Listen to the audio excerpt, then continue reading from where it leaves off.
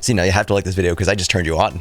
I've been kind of contemplating on doing this video for a while now because Corsair 750D isn't exactly new. It's been on the market for, I want to say, at least 2 or 3 years now. I'm not exactly sure when it came out, but the point is it's still relevant. I sure hope so. Otherwise, why am I doing this? This case went on sale for Amazon's Prime Day, and I'm pretty sure it sold out fairly quickly, so I guess it's still a fan favorite. Get it? Fan, because fans in case. Yeah, no, maybe, I don't know, whatever. I've owned this case for about a year now, and I've been in and out of it more times than a 13-year-old rediscovering her sock drawer. Mostly to make stuff like hardware changes, and that doesn't make sense. I don't make hardware changes in my sock drawer. The point is I'm in and out of this case a lot for things like troubleshooting, testing, hardware changes, swaps, things like that. And there are a lot of things I like about it and a lot of things I don't like. And then there's a huge list of things that fall somewhere in the general vicinity of in between. As for the things I like, the case is a full tower, therefore it's freaking huge. It can fit eATX, ATX, Micro ATX, XL ATX, and Mini ITX motherboards. It stands 22 inches tall, 9 inches wide, and 21.5 inches deep. It can support a CPU cooler up to 170mm tall, and a GPU as long as 450mm. It's made mostly out of steel with bits of plastic here and there, which means your magnetic LED strips will work just fine. If you got a lot of junk, you can throw it all right in there. I don't know if you can actually see it. Oh, you can't see that. Look at that. It's right there. It's like I planned that or something.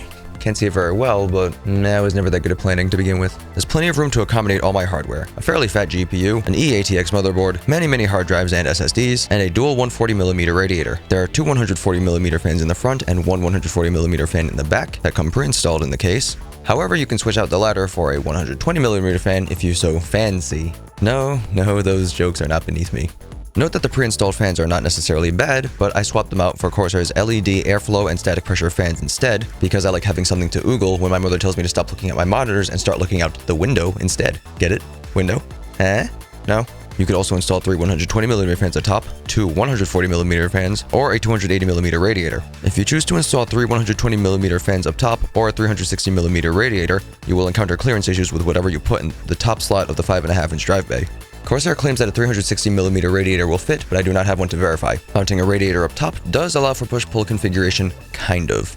If you can't get one to fit, it'll be tighter than me and my girlfriend's skinny jeans. The first motherboard I threw in there was MSI's X99 SLI crate, and that gave about this much room for push-pull. The next motherboard I tried was also an eATX, that was MSI's X99 SLI Plus, and that does not allow for push-pull. It's off by like this much, and then after that, at that point it's crimping my wires, and that's not cool. You could even say that the motherboard and the fans did not get along in this case. No, those jokes are not beneath me either. And just for your reference, I'm using Corsair's H110i GT all-in-one cooler. And lastly, you can fit up to 2 120mm fans at the bottom, but you would have to remove both hard drive cages to install them. The case has cute little feet to allow for sufficient airflow to the power supply. The top, front, and power supply fans all have removable air filters. The front I/O panel has a power button, a reset button, a headphone and microphone jack, 2 USB 2.0 ports, and 2 USB 3.0 ports. In terms of hardware implementation, there are 2 toolless 3.5-inch hard drive cages with 3 drive bays each, allowing for a total of 6 hard drives. 2.5-inch drives can also be installed in there, but then I'd be lying if I said it was toolless. As mentioned earlier, you can remove these hard drive cages to install 2 120mm fans. You can also stack them on top of each other, or hang them from the 5.5-inch drive bay up top. There are 4 toolless brackets on the back of the motherboard tray specifically designed for 2.5-inch drives. The 5.5-inch bays are also toolless, kind of. More on that in a bit. For cable management, the case is exceptional. There are plenty of tie downs and grommets all around to help keep all your things tidy. The aesthetics of the case are great. The side window is large enough to admire all the junk I threw in the thing. It's not the sturdiest case I've ever owned, but it's not bad either. And what case is complete without thumb screws? Now onto the things I hate. I experienced what could only be described as a rattle that could pierce the heavens, and boy was it annoying.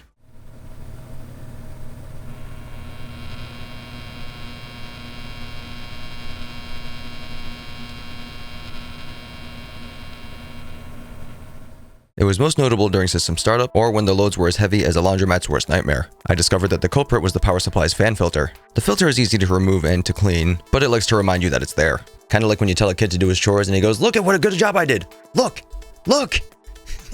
I was that kid. Fortunately, it was an easy fix. Sliding the fan filter in all the way introduces the rattle, but pulling the filter back a centimeter or so wedges it in its slot a little more firmly, effectively rectifying the situation. Just goes to show you that pulling out can fix a lot of problems. The 5.5-inch drive bays are riveted in. I don't know whose idea that was, but I don't like it. Having that bit be modular makes a lot more sense to me because the way they designed the front of the case makes it look like that they didn't want you to put anything there anyway. And now for all of the in-between. The top, front, and power supply all have removable fan filters. The top is magnetic, the front comes out with an easy-to-remove clip, and the power supplies comes out from the back. But the rear fan and the bottom fans do not. Basically, if you decide to use the bottom slot as an intake, remember that they are not filtered. There are magnetic fan filters that you can find around for fairly cheap, but I feel like extending the power supply filter would have been an easy thing to implement. Or better yet, add a second fan filter that can be removed from the front, which is significantly easier than accessing the back. What is it with people in reach rounds these days? The aesthetics of the case, while looking great, are not completely there in quality control. The plastic bit for the front I/O with the brushed aluminum finish started peeling off within about a week. I don't think it's something I'll list in the hate section because it's pretty easy to fix. On second thought, I will put it in the hate section because when I tried to push it back into place, my thumb slid along the bottom and sliced it clean off. Just kidding, my thumb is still here. But it did hurt, I cried, it was sad. Did you ever see blood on a brushed aluminum finish? It's metal as fuck. And on the topic of a brushed aluminum finish, it looks really nice, although it does attract fingerprints and dust fairly easily. So that's just something to keep in mind. And the other thing I want to mention is its acrylic window. It's not tempered glass and it's definitely cheaper and lighter than tempered glass, but because it's not tempered glass, it is also easier to scratch and it attracts dust a lot easier. Say tempered glass one more time. I haven't actually scratched mine yet, but then again, I treat my hardware better than I would treat my kids. The 4 SSD brackets behind the motherboard tray can be seen from the window, but if you want to show off your sexy storage, keep in mind that they may end up backwards or upside down. The bracket only accepts cables from one end, which makes pretty much any and all SSDs look awkward and unsightly. The toolless nature of the 5.5-inch drive bay is super convenient, unless you're installing some low-profile hardware. Some months ago, I installed NZXT's Sentry 3 fan controller, which is much shorter in depth compared to a CD or DVD drive, and the toolless bracket had to be removed to screw the thing in. This is not necessarily Corsair's or NZXT's fault, it's just something I thought I'd mention. Another thing I thought I'd mention is the case's acoustics. Some people call it silent. I don't know what they're on about. There's no dampening foam, there's no silent treatment stuff on it. It's just the case and your fans. It certainly won't sound like a jet engine unless you ramp your fans up to hyper maximum mega giga overdrive or something like that. But it's only as quiet as your fans are. All you need to know is that pretty much the only thing in between your ears and the fans are the grates, the fan filters, and air. So take that as you will. And finally, let's talk about the money. I usually see this case for around $130 to $140 US, and that is the absolute maximum I would pay for a case like this, mostly because of all the quality control issues I've been running into so far. Keep in mind, I could just be unlucky. I've seen a lot of other reviewers take a look at this case and say nothing but nice things. Unfortunately for me, I got a slacker. At the time of recording this video, you can find this case on Newegg and Amazon for about $150 US. A several dollar premium will get you the airflow edition, which is basically the same thing except the front panel is cut out to allow more breathing room for the front intake fans. I don't recommend that one because I think it looks ugly. Now the TLDR. too long didn't view, too long didn't watch, TLDW. The TLDR, it has plenty of space in the main compartment for activities, as well as behind the motherboard tray for cable management. The mostly modular and mostly toolless drive bays are pretty neat too. And lastly, the case itself has great aesthetics. As for cons, the power supply area has an outspoken and overly enthusiastic fan filter, and the 5.5-inch drive base cannot be removed easily, short of using a Dremel or a hacksaw. As for other thoughts, the window is a bit of a dust magnet, the 5.5-inch drive bays may not actually be toolless for everything, the brushed aluminum finish attracts fingerprints and utter brutality, but still looks sexy as hell.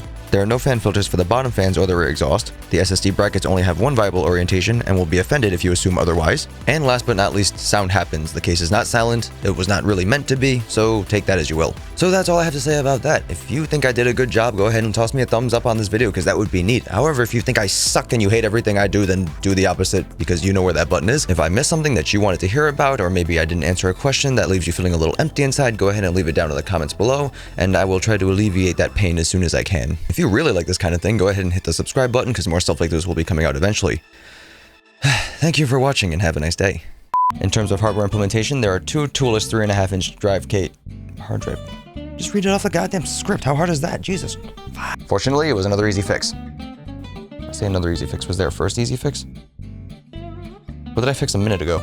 And then there's a huge list of things that fall somewhere in the general vicinity of in between. Oops. But it did hurt. I cried. I was sad. Did you ever see blood on a blushed aluminum finish?